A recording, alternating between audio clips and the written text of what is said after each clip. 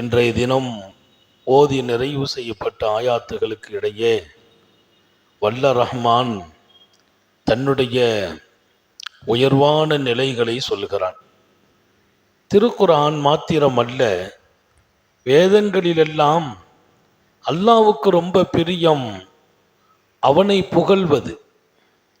தன்னை புகழ்ந்து அவன் அருளிய வசனங்கள் நிறைய இருக்கும். திருக்குர்ஆனின் துவக்கமே சூரத்துல் ஃபாத்திஹா, அல்ஹம்துலில்லாஹ், எல்லா புகழும் அல்லாஹ்வுக்கு. வாழ்க்கையில் எதை துவங்கினாலும் பிஸ்மில்லா அர் ரஹ்மான் அர் ரஹீம், அளவற்ற அருளாளனும் நிகரற்ற அன்புடையோனுமான என் ரப்பின் அல்லாவின் பெயரை கொண்டு ஆரம்பம் செய்கிறேன். நான் எப்போதும் அவனை புகழ்வது அவனுக்கு பிரியம். தன்னைத்தானே புகழ்வதும் அவனுக்கு பிரியம். புகழ் அவனுக்கு சொந்தம். எனவேதான் நான் தான் பெருமைக்குரியவன் என்றான். அல் கிபிரியாவு ரிதாயி, பெருமைதான் என் ஆடை என்றான். ஏன்? நான் எப்போதும் பெருமைப்படுத்தப்பட வேண்டும். அவன்தான் அக்பர். அக்பர் என்றால் மிகப்பெரியவன். பெருமைக்கு நான் சொந்தக்காரன். நான் எப்போதும் அல்லாஹு அக்பர், அவனே பெரியவன். அவனுக்கு முன்னால் யாரு பெரியவன்? அவனுக்கு முன்னால் வேறு யாரு பெரியவர்கள்? இல்லை. அவன் பெருமைக்குரியவன்.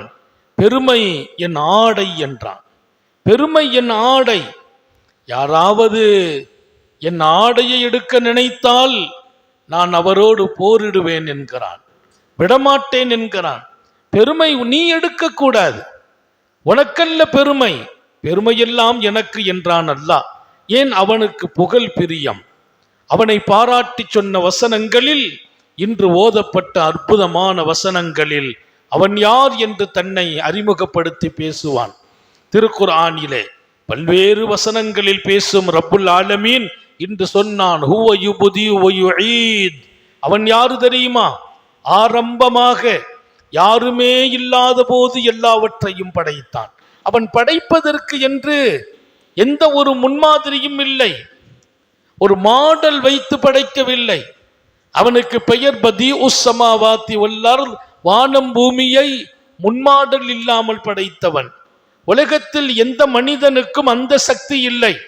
ஒரு கட்டிடத்தை கட்ட வேண்டும் என்று கட்டிடக்கலை நிபுணரை கூப்பிட்டால் அவர் முதலில் ஒரு மேப்பு வரைவார். வரைந்து அது மாடலே அவர் கட்டி தருவார். பள்ளிவாசலா, ஒரு ரோல் மாடலான இன்னொரு பள்ளியை காட்ட வேண்டும். ஒரு மனாராவுக்கு கூட மாடல் தேவைப்படும். மாடல் இல்லாமல் மனிதன் எந்த ஒன்றையும் படைப்பதில்லை. ஒரு பேனாவை படைப்பதற்கு அதற்கு ஒரு இன்னொரு மாடல் இருக்கும். அன்பர்களே, அல்லாஹ் தன்னை அறிமுகப்படுத்துவான். பதீஉஸ் ஸமாவாத்தி வல் அர்த், வானம் பூமியை முன்மாடல் இல்லாமல் படைத்தான். எந்த ஒரு அது போன்ற ஒரு மாடலை வச்சு அல்லாஹ் படைக்கிறது இல்லை. அவன் அத்தனை மகத்தானவன். அவனுடைய படைப்பில் நாம் பாடம் படித்துதான் நாம் மற்றதை படைக்கிறோம். இன்று சொன்னான் அவன் ஹுவ யுப்திஉ, ஆரம்பமாக அத்தனையையும் அவனே படைத்தவன், அவனே துவக்கம் செய்தவன். அவன்தான் ஹுவ யுப்தி வ யுஈத், மீண்டும் எல்லோரையும் மீட்டி எடுப்பான். துவக்கமாக படைத்தவன் மீட்டி எடுப்பதா பெரிய வேலை என்று கேட்டான். உன்னை படைக்கிறது கஷ்டமா, படைச்சதை உடைச்சிட்டு புதுப்பிக்கிறது கஷ்டமா? உன்னை படைச்சிட்டேன், உன்னை அழிச்சிட்டு மீண்டும் உன்னை படைப்பேன் என்றெல்லாம் சொல்லிவிட்டு அந்த தொடரில் தான் சொன்னான், வஹுவல் கஃபூர், அவனே மன்னிப்பாளன். அவன் மன்னிப்பாளன். அவனுக்கு ஒரு பெயர் இருக்கிறது, மன்னிக்கிறவன் என்று. தன்னை அழகுபடுத்தி பேசுகிறான். மன்னிப்பாளன் என்பதோடு நிறுத்தவில்லை, அங்கே இன்னொரு ஜாயிண்ட கொடுக்கிறான். நான் மன்னிப்பவன், எத்தனை பெரிய பாவிகளையும் நான் மன்னிப்பேன். நான் மன்னித்தால் யாரும் காரணம் கேட்க முடியாது. அந்த ஆயத்தின் தொடரில் அல்லாஹ் சொல்வான், ஃபஅலுல் லிமா யுரீத், நான் நாடியதையெல்லாம் செய்வேன், நினைத்ததையெல்லாம் முடிப்பேன். ஏன் அப்படி? என்னிடத்தில் யாரும் கேட்க முடியாது. லா யஸ்அல் அம்மா யஃஅல், அல்லாஹ்விடத்துல ஏன் செய்தாய், எதுக்கு செய்த, அவன்கிட்ட போய் யாரும் கேட்க முடியாது. அவன் எல்லாத்தையும் கேட்பான். அவங்க கேட்கப்படுவார்கள். நீ ஏன் இப்படி நடந்தாய்? ஆனா அவன்கிட்ட கேட்க முடியுமா யாரும்? அவன் மன்னிப்பாளன். யாரை? பெரும்பாவியையும் மன்னிப்பான், பெரும்பாவியையும் மன்னிப்பான், ஒதுக்கப்பட்டவர்களை மன்னிப்பான், ஓரம் கட்டப்பட்டவர்களை மன்னிப்பான். கலீமுல்லா மூசா நபி அலைஹிஸ்ஸலாமை கூப்பிட்டு சொன்னான், நபியே, அங்கே என் ஹபீப், என் நேசன் ஒருவன் மரணித்து இருக்கிறான், நீங்கள் செல்லுங்கள், அவன் ஜனாசாவை அழகுபடுத்துங்கள், நீங்கள் அவனை குளிப்பாட்டுங்கள், கஃனிடுங்கள், தொழ வையுங்கள். என் நேசன் ஒரு ஹபீபை அல்லாஹ் கலீமுல்லாவை கூப்பிட்டு அவரை நீங்கள் போய் பார்த்து செய்யுங்கள் என்கிறான். மூசா அலைஹிஸ்ஸலாம் அல்லாஹ் சொன்ன ஊருக்கு வந்து விசாரிக்கிறார்கள், இங்கே அல்லாஹ்வின் நேசர் யாரும் மரணித்தாரா? அல்லாஹ்வின் நேசர் யாரும் மரணித்திருக்கிறார்களா? இல்லை, இங்க யாரும் அப்படி மரணிக்கலையே. இந்த ஊரு தான் அல்லாஹ் சொல்லி இருக்கிறான், அங்க யாரும் அப்படி இல்லை. மக்கள்கிட்ட பரவலா கேட்ட போது சொன்னாங்க, இங்க ரொம்ப மோசமான ஒருத்தர் மௌத்தா போனாரு, ரொம்ப மோசமானவர், அவர் தப்பான வாழ்க்கை, ஒருத்தட்டையும் சரியா நடக்கல, நாங்க யாரும் அவர் ஒரு பெரிய பாவிங்கிறதுனால அந்த ஜனாசாவை குளிப்பாட்டாம கொல்லாம தோல்ல சுருட்டி கொண்டு காட்டுல போட்டுட்டோம்டாங்க. பாவி, மாபாவி, மக்களால் ஏற்கப்படாத பாவி, அவருடைய பாடியை கூட நாங்க வச்சுக்க விரும்பல, சுருட்டி கொண்டு போய் வீசி விட்டு வந்து விட்டோம். அல்லாஹ்வின் நேசர் எல்லாம் இங்கே யாரும் மரணிக்கவில்லை என்று சொன்ன போது, யார் அந்த பாடி எங்கே கேட்கிறாங்க. அந்த இடத்தை காட்டுறாங்க, நபி வந்து பார்க்கறாங்க, இந்த மக்கள் சுருட்டி வீசி இருக்காங்க. அல்லாஹ்ட்ட சொன்னாங்க, ரப்பே, இப்படி ஒரு பாடி தான் அங்க இருக்குதே தவிர ஒரு நேசர் யாரும் இல்லை. அவர் தாம்பா என் நேசர் என்றான் அல்லாஹ். அவர்தான் என் நேசர். அத்தனை மக்களும் ஒதுக்கிய போது, பாவி என்று உதாசீனப்படுத்திய போது, தொலை வைக்க கூட நீ தகுதியில்லை என்று சொன்ன போது, உன்னை நாங்கள் தூக்கி சுமப்பது கூட பாவம் என்று கருதி தூக்கி வீசிய போது, அல்லாஹ் சொன்னான், அவர் என் ஹபீபு என்றான். ஒஹுவல் கஃபூர், அவன் மன்னிப்பவன். கலீமுல்லா குளிப்பாட்டுகிறார்கள், எடுக்கிறார்கள், நிற்கிறார்கள். மக்கள் ஊரினுடைய திசைகளில் நின்று பார்த்து, அல்லாஹ்வுடைய நபி அந்த பாடியை தூக்கி கழுக, குளிப்பாட்ட, தொழுக, என்ன ஆச்சரியம்! மக்கள் எல்லாம் ஓடி வந்து பின்னால நின்றாங்க. எந்த மக்கள் ஒதுக்கினார்களோ, உதாசீனப்படுத்தினார்களோ, தூக்கினார்களோ, வீசினார்களோ, அத்தனை பேரும் பின்னால் வந்து நிற்கிறார்கள். ஏன்? நபியை தொலை வைக்கிறார்கள் என்றால் அல்லாஹ்ட்ட கேட்டாங்க, ரப்பே, என்ன காரணம்?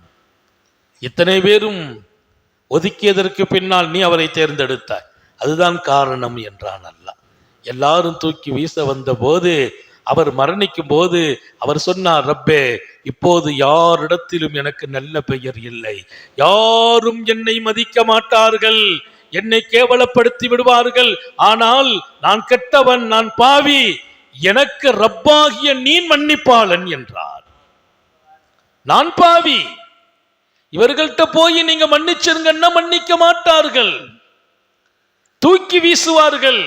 ஆனால் எனக்கு ஒன்றுதான் தெரியும், நீ என் ரப்புன் கஃபூர், நீ மன்னிக்கும் ரப்பு அல்லாஹ் என்றார். அவரை மன்னிச்சுட்டேன். அடுத்து சொல்றான் பாருங்க, ஓஹுவல் கஃபூருல் வதூத்.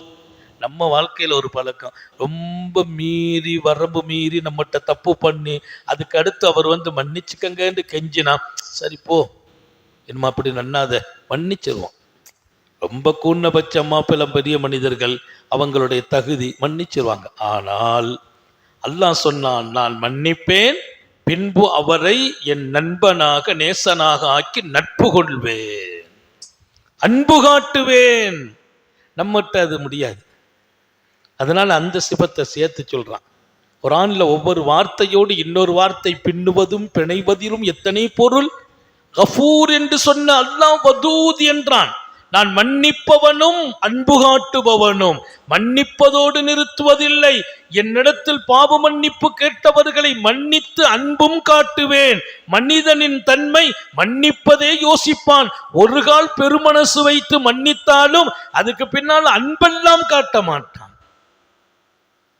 அல்லாஹ்வின் தன்மை மன்னிப்பேன், வதூத், அன்பு காட்டுவேன். பாருங்கள், மாபாவியை மக்களால் உதாசீனப்படுத்தப்பட்டு தூக்கி வீசப்படும் போது அவர் மரணம் ஆகும்போது சொல்கிறார், இவர்கள் என்னை கேவலப்படுத்துவார்கள் ரப்பே. நான் போய் மன்னிப்பு கேட்கிற இடத்துல இல்ல, கேட்டாலும் அவங்க மன்னிக்க போறது இல்லை. ஆனால் எனக்கு ரப்புன் கஃபூர், மன்னிக்கிற ரப்பு நீ இருக்கிறாயின்னு சொல்லி மௌத்தா போயிட்டாரு. அவரை நான் மன்னிச்சிட்டு என் நேசனாக்கி விட்டேன். எங்க கொண்டு விட்டான்? ஒரு நபிய கொண்டு போய் ஜனாசா தொலைக்க வைக்கிறான்ல. நான் ரொம்ப அந்த ஆயத்தை சிந்திப்பேன். அல்லாஹ் மன்னிப்பாளன் என்று சொல்றான். அவன் மன்னிக்கிறது என்பதே அதிகமாக பாவிகள் தான் மன்னிக்கப்படுகிறார்கள். சாலிஹீன்களை மன்னிக்கிறது ஒன்று இருக்குது, பாவிகள் தான் பெரும்பாலும் மன்னிக்கப்படும் இடத்தில் மன்னிப்புக்காக காத்திருப்பார்கள்.